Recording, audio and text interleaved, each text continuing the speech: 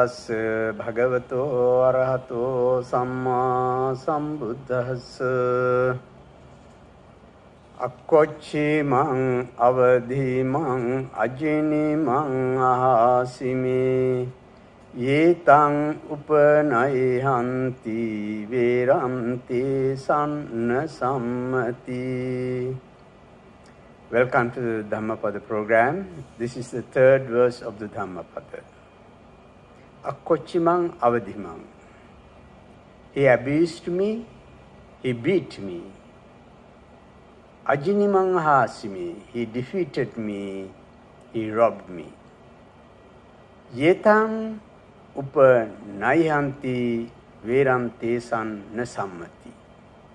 Those who harbor such thoughts will never be free from hatred. The story associated with this verse is the story of Reverend Tissa, a cousin of the Buddha who has entered the order of monks in his old age.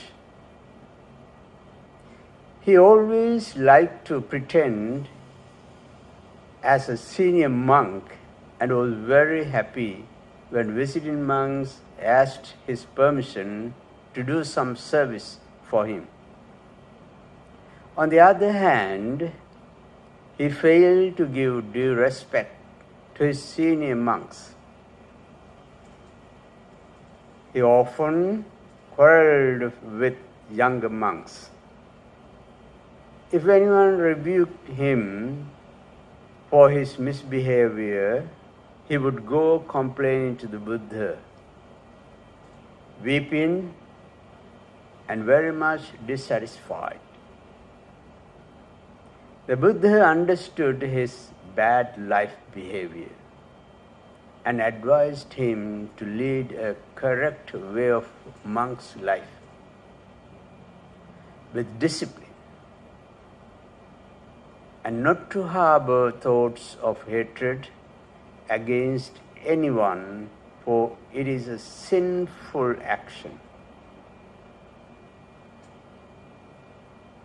The Buddha explained that it was not the first time this Tissa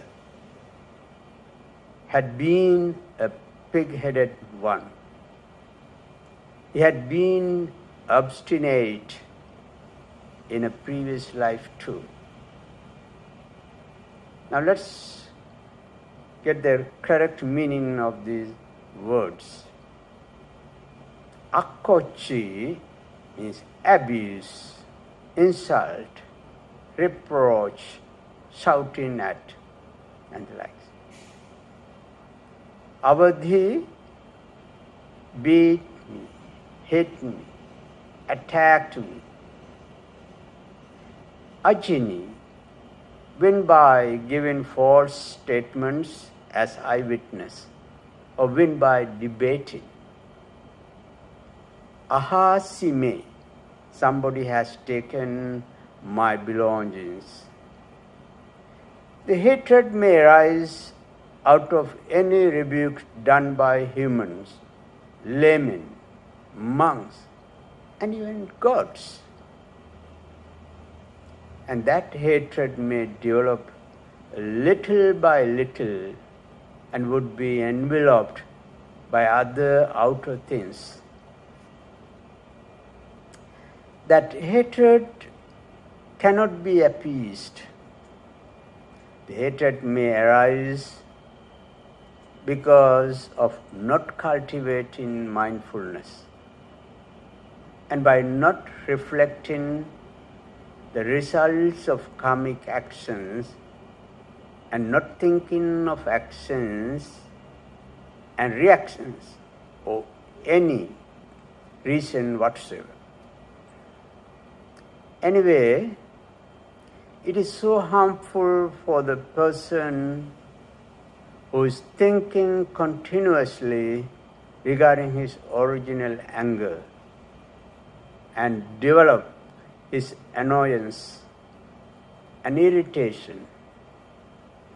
He thinks that his faultless and undefiled condition and why such a person like me was rebuked. There, he has to contemplate the inevitable functions of karma and karmic effects and cultivate peaceful mind and mental attitudes. If we put more firewood to fireplace, it starts to burn more violently. So, to appease our hatred, what we have to do is to disremember others' faults and misbehavior, actions, and their harsh speech. So simply forget. Hatred is a kind of fire which burns our peaceful mental condition, and it would generate detrimental chemicals inside our brain, and thereby we would be the victims of hundreds of ailments. Such type of sickness cannot be cured even by modern so-called Western medicine or Ayurvedic medicines. Therefore, it is very clear that we ourselves are damaging to our mind, heart, by cultivating of bad and injurious mental thoughts.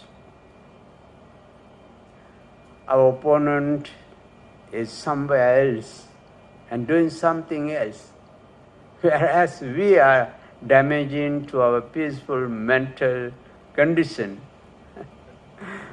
by recalling past incidents.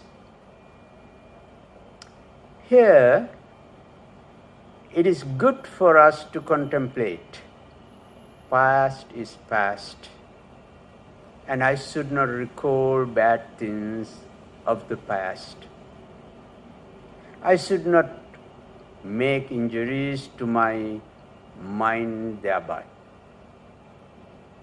If I recall my unpleasant past, my mind would be subjected to ill health for growing bad volition. So we have to cultivate patience, and it is the highest religious austerity or asceticism in the world according to Buddhism. Highest austerity. And the second verse of this part, that is number 4, is Akkochi mang avadi mang ajini mang ahasime yetam na upanayanti verante supasammati. Yetam na upanayanti verante supasammati.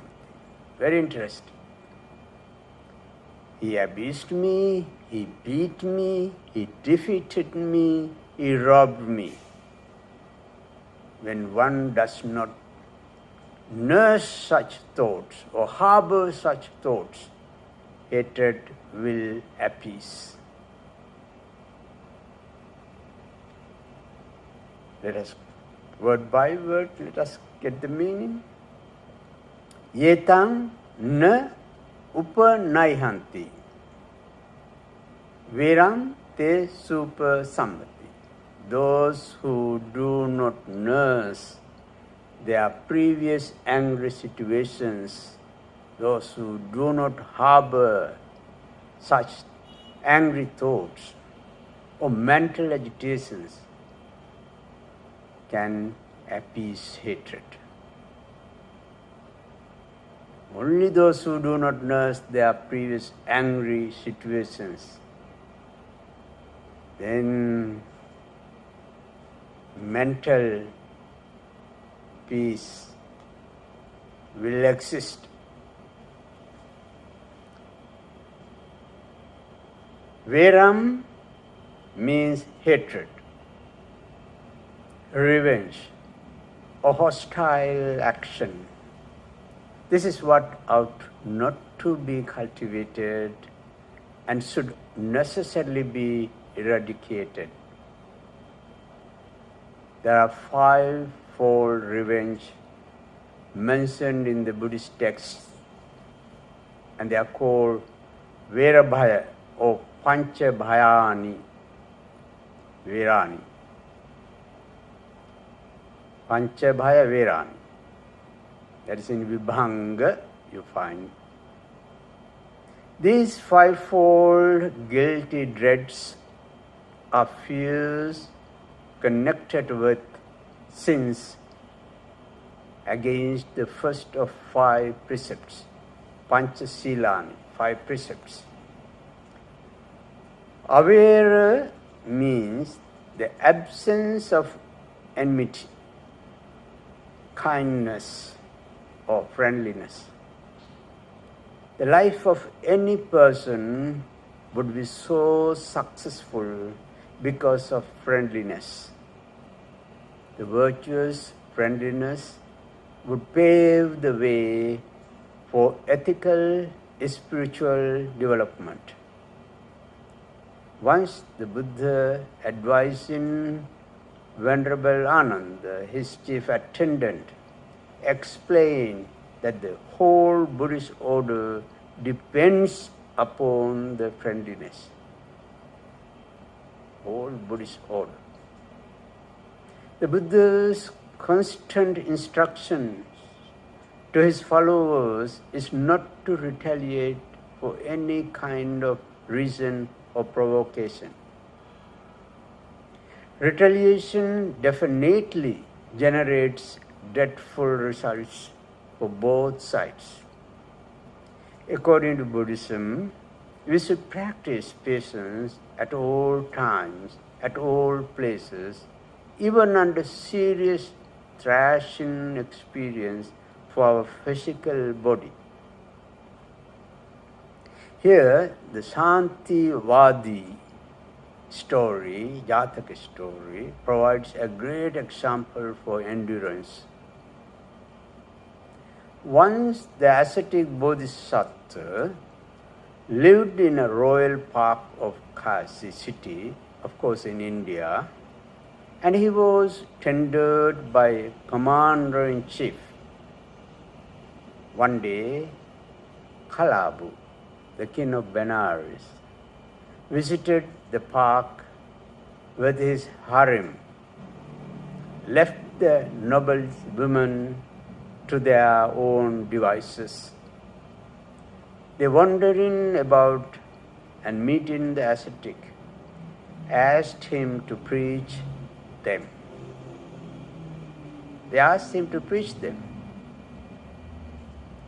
When the king woke up, he sought his noble woman and saw the ascetic too, and heard that the ascetic had been preaching on patience, Hanti in Pali.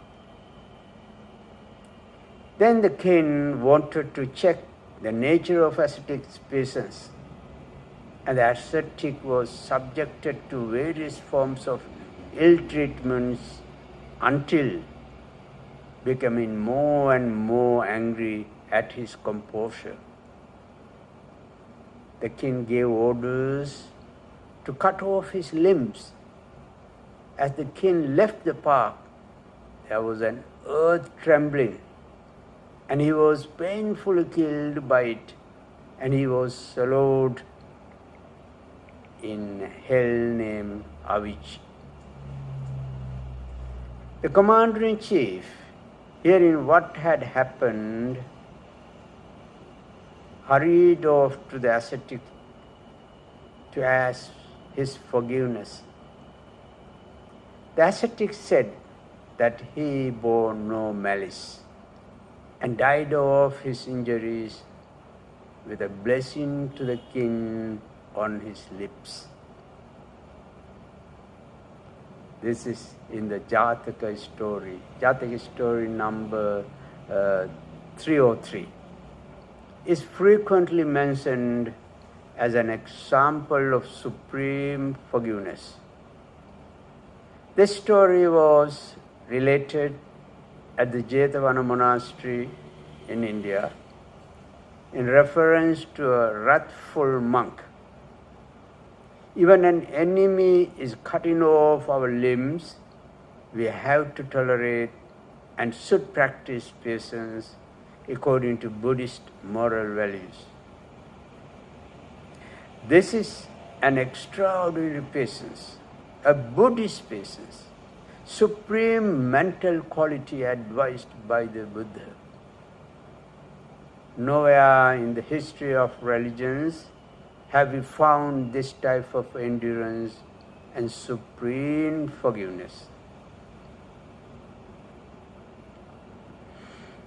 The Buddha extols those who bear and forbear the wrong actions of others, though they have the power to retaliate. But Buddha has clearly shown many examples by practicing endurance even when he was severely abused, criticized, and attacked. Patience or tolerance is not a sign of weakness or feebleness or defeatism, but the unfailing strength of great persons of the world. It is a kind of spiritual force of the world. The endurance is the greatest force of the world, and it is considered the highest religious austerity. Khanti paramam tapoti tikha, the Buddha said. It was the advice of all the previous Buddhas too. The Buddha gave no any counter-reaction for Reverend Devadatta's evil actions against the Buddha. It was the wicked monk's way, whereas the way of silent persons, the munis we call in Pali. The Buddha gave no any counter-reaction for Reverend Devadatta's evil actions against the Buddha. It was the wicked monk's way, whereas the way of silent persons, muni. The Buddha gave no counter-reaction for anybody, even for Reverend Devadatta's evil actions against the Buddha. It was the wicked monk's way, whereas the way of silent persons, munis. The quality of endurance is an essential aspect of the spiritual stairway. The silent persons, we call munis in Pali, or the noble ones, are happy with practicing endurance, whereas the wicked ones are happy with retaliation or violence. Endurance is essential for our day-to-day life. This is intensely needed to have a good relationship between husband and wife.